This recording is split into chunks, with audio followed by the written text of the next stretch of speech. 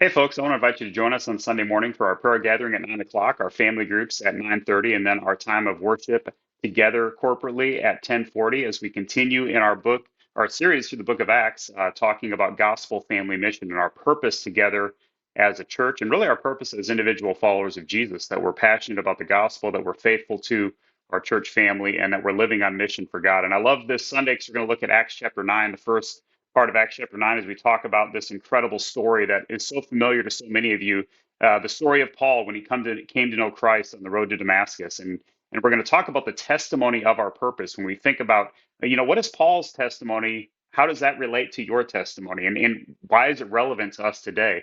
And we're going to talk about that. And really, how do our testimonies point to our purpose together? How do our testimonies point to gospel family mission? And so I'm going to really challenge you on Sunday to rejoice in and share your testimony, just as Paul did so well with his. And it says that in Acts chapter 9, after Paul came to know Christ and God had really changed his life in such a powerful way, it says immediately in verse 20, he began proclaiming Jesus in the synagogues, that he is the Son of God.